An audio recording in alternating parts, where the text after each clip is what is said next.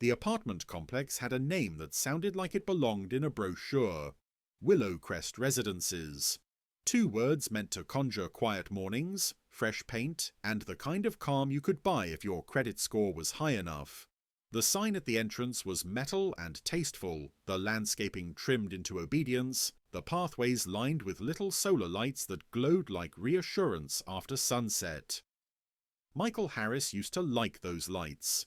They made the place feel safe when he first moved in: new city, new job, a fresh start he'd worked too hard to let slip. But lately, those same lights had started to feel like decoration on a problem nobody wanted to fix. His problem had a sound: a slow drip that turned into a steady tap, a faucet in his kitchen that wouldn't fully shut no matter how carefully he turned it, and a pipe beneath the sink that had been fine until it suddenly wasn't. For 2 weeks, the cabinet under the sink smelled faintly metallic and damp. For 2 weeks, he'd been placing a bowl down there every night, like he lived in a place where the solution to maintenance issues was improvisation. And then, 3 days ago, the water came through the ceiling. Not a flood, yet. Just a wet stain spreading like a bruise above his bathroom light fixture. A swollen patch of drywall that looked like it was holding its breath. When Michael pressed a finger to it, it felt soft, like paper that had been left in the rain. He'd taken photos. He'd filmed a short video. He'd submitted the request immediately. Emergency maintenance request, the portal called it. The portal had even given him a confirmation number. That should have been the end of it. Instead, it had become the beginning of something else. Michael parked in the leasing office lot and sat for a moment with his hands on the steering wheel. The car was off, but his body still held that quiet tension he'd learned to carry, like a coat you couldn't remove because you might need it. He looked through the windshield at the leasing office. It was a small building on the front edge of the property with wide windows and a staged living room setup inside, a beige couch, a fake plant, a bowl of decorative pine cones no one would ever touch. On the door, vinyl letters read, "Welcome home." Michael stared at the words until they stopped meaning anything. Then he got out. The air was cold and clear, the kind of crisp that made your breath visible. He walked in and felt warmth immediately, heated air and the sharp smell of cinnamon from a plug-in diffuser near the front desk. A small holiday playlist played quietly from ceiling speakers, cheerful enough to feel like an insult. Behind the counter sat a white woman in her late 20s or early 30s. Blonde hair, neat makeup, a cardigan that said friendly without actually being warm. Her name tag read Amanda. She looked up and smiled the way people smile when they're trained to. "Hi, how can I help you?" Michael returned a polite expression. He kept his voice even. "Morning, I'm in Unit 3B. I submitted an emergency maintenance request 3 days ago. Water stain on the bathroom ceiling, likely a leak above. No one has come, no one has called. I'm here to check the status." Amanda's fingers moved to the keyboard. "Okay, sure. What's your name?" "Michael Harris," she typed. Her nails clicked lightly. She frowned at the screen like she was solving a puzzle that annoyed her. She said. Michael waited. Amanda clicked again, then typed faster. "I'm not seeing anything," she said at last, looking up with a pleasant face that didn't match the meaning of her words. "Are you sure you submitted it?" Michael blinked slowly. He didn't react quickly. He didn't want to give her anything she could label as aggressive. He'd learned that lesson in rooms just like this. "Yes," he said calmly. "I'm sure." Amanda tilted her head. Sometimes residents start a request but don't finish it. Michael's mouth tightened slightly. "I finished it. I got a confirmation number." Amanda's smile held, but it thinned. "Well, I'm not seeing it in the system." Michael felt the familiar heat in his chest. Old, sharp, controlled. He glanced around the office. 2 other staff members were in the back, both white, talking over paperwork. A white couple stood by a brochure rack, laughing softly while looking at floor plans like this was a shopping trip. Through the window, a maintenance cart sat parked near the curb, unmoving. Michael turned back to Amanda. "Okay," he said, still calm. "Let's do this the easy way. I can pull up the portal submission on my phone." Amanda's eyebrows rose just a fraction. "Sure." Michael unlocked his phone and opened the resident portal. He tapped Requests, then Submitted. There it was. Emergency Maintenance Request. Submitted date, 3 days ago. Category, Water Leak/Ceiling Status. Submitted Confirmation, WO-119384. He held the phone out so Amanda could see. Her eyes moved over the screen. The smile stayed, but her gaze sharpened. She leaned in slightly, then straightened as if distance made her feel more in control. "That's interesting," she said. Michael didn't speak. He just waited. Amanda's fingers returned to the keyboard. She typed the work order number in. Clicked. Typed again. And Michael saw it happen on her face. The moment the system answered her. Her eyes widened slightly. A pause. Another click, slower this time, careful. Her mouth opened, then closed as if she'd almost said something that would reveal too much. Then the smile returned, brighter now, suddenly friendly, like a light being switched on. "Oh, okay, yes," Amanda said, voice lighter. "I see it now." Michael held her gaze. "So it exists," he said quietly.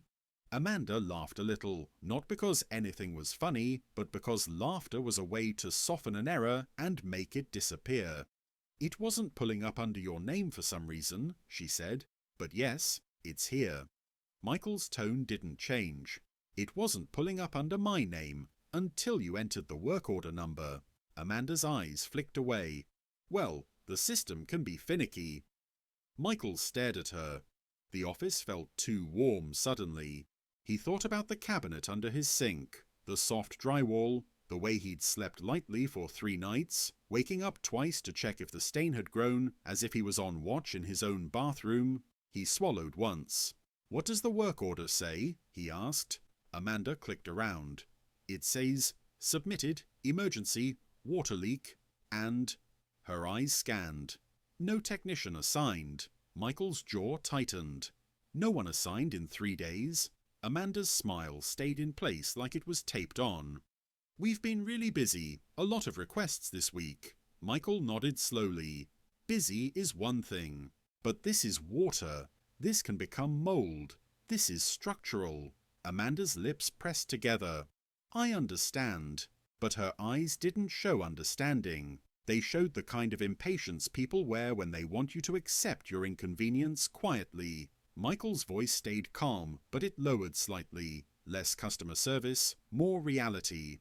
"I called yesterday," he said. "I left a message." Amanda shrugged lightly. "We get lots of messages." "I also emailed," Michael added. Amanda's eyes flicked to the side, toward the back office, like she wanted someone else to step in. Michael watched that reflex. The quiet reaching for backup. The assumption that his calm insistence could become something dangerous at any moment. He wasn't imagining it. He'd lived it. He took a slow breath. "Please assign it now," he said. Amanda clicked again. "I can send a note to maintenance." "A note," Michael repeated. "I submitted an emergency request. What I need is a schedule. Today." Amanda's smile tightened. "Maintenance does the scheduling." Michael nodded. "Then I'd like to speak to maintenance." Amanda's eyes widened slightly, like the request itself was unreasonable. "They're not usually available to talk directly." Michael kept his face neutral. "Then I'd like to speak with the property manager." Amanda paused. The pause was small, but it carried weight. The kind of pause that says, "Do I have to?" The kind of pause that appears when someone decides whether you're worth the next level of attention. Michael waited her out. Finally, Amanda sighed and stood. "One moment," she said. She disappeared through a door marked "Staff Only." Michael remained at the counter, hands relaxed, shoulders steady. He could feel the white couple by the brochures glancing at him, curious. He could feel the staff in the back shifting, voices lowering. He could feel the room trying to decide what kind of story to make him. A minute later, Amanda returned with a man. White, early 40s, wearing a quarter-zip sweater that looked expensive in a quiet way. His hair was neatly combed, his expression neutral, the way neutral can hide judgment. His name tag read, Greg, Property Manager. Greg didn't smile. "Mr. Harris?" he asked. "Yes." Greg looked at Amanda's screen, then at Michael, then back at the screen again. His eyes lingered on Michael a half-beat too long, like he was reading him, not the situation. Amanda spoke quickly. "He says he submitted an emergency request 3 days ago, but it wasn't showing up at first." Greg's gaze sharpened. "Wasn't showing up?" Amanda laughed softly again. "Well, it's there, it just wasn't pulling by name." Michael watched Greg's face carefully. Greg leaned in and typed something himself. His posture changed when the work order appeared, like the computer had introduced Michael properly. "Oh," Greg said. "Yes, I see it." Michael didn't move. So it wasn't lost. Greg's mouth tightened slightly. "Looks like it was in the system." "Unassigned," Michael said. Greg straightened and folded his arms. "We've had a high volume." Michael nodded. "Then prioritize it. It's a leak, and the stain is close to a light fixture." Greg's eyes flicked briefly, almost dismissive. "If it's dangerous, you would have called emergency services." Michael's stomach tightened. There it was. That little twist people did to make your problem your fault. Michael kept his voice steady. "The emergency service is your maintenance line. That's why it's labeled emergency in your portal. I used your process." Greg's jaw worked slightly. Amanda watched like she was waiting for Michael to act out. Michael stayed calm anyway. "I'm not here to argue," he said. "I'm here to prevent damage. I want a technician today." Greg exhaled through his nose. "We can send someone this week." Michael stared at him. "This week is not acceptable." The office felt quiet, like everyone was listening now. Greg's voice cooled. "Mr. Harris, I need you to lower your tone." Michael didn't blink. His tone hadn't risen, not once, but this was the oldest trick in the book. Label your calm insistence as aggression so they can treat you like a problem. Michael's voice remained level, but it sharpened with clarity. "My tone is fine," he said. "What's not fine is water damage being ignored.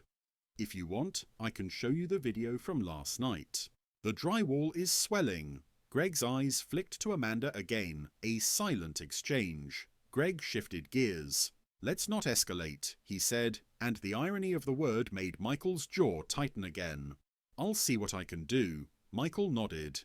"Thank you." Greg tapped on the keyboard, then paused as if something on the screen caught his attention. His expression changed slightly, the faintest flicker of discomfort. Michael saw it and leaned forward just enough to read the top of the work order summary on the monitor's edge reflection. Submission source. Portal auto-routing. Failed flag. Resubmit. Failed routing. Michael looked at Greg. "What does auto-routing failed mean?" Greg's eyes lifted sharply. "It's internal." Michael held his gaze. Internal or not, it explains why no one was assigned. Greg's lips pressed together. "It can happen. Glitches." Michael nodded slowly. "Glitches always seem to happen when the system decides not to see you." Amanda stiffened. Greg's expression hardened. "That's not what I'm saying." Michael's voice stayed calm. "It's what I'm experiencing." Silence.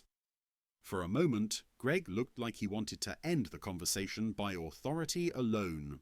He looked like he wanted Michael to leave and take the leak with him. Then Michael did the one thing that always forced systems to behave. He got specific.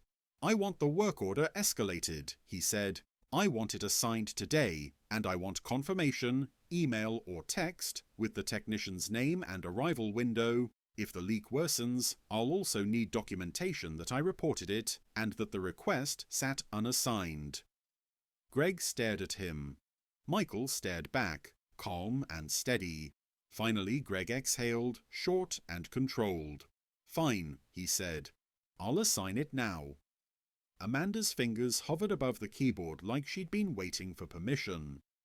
Greg typed, clicked, and something on the screen changed. He didn't turn it toward Michael, but Michael saw the tiny shift in Greg's posture. Reluctant compliance. Greg cleared his throat. You'll get a call. Michael nodded once. Today. Greg's mouth tightened. Today. Michael picked up his phone and slid it back into his pocket. He could feel the room's eyes on him as he turned toward the door. The couple by the brochures, the receptionist, the staff in the back. He walked out without rushing, shoulders steady, head high. Outside, the cold air hit his face like honesty. He stood on the sidewalk, looking back through the glass at the leasing office, at the staged furniture, at the glowing sign that still said, "Welcome home." And he realized something as the door closed behind him. They hadn't lost the request. The system had always had it. The problem wasn't that the submission didn't exist. The problem was that no one had treated it like it mattered until Michael forced the record to speak. He opened his messages and waited. 2 minutes later, his phone buzzed. A text from an unknown number. Maintenance assigned. Technician. Brian. ETA. Today, 1 to 3 p.m. Michael stared at the message. Not satisfied. Not relieved. Just confirmed. Because the difference between being ignored and being helped was never magic. It was proof. And he'd had to drag that proof into the light himself.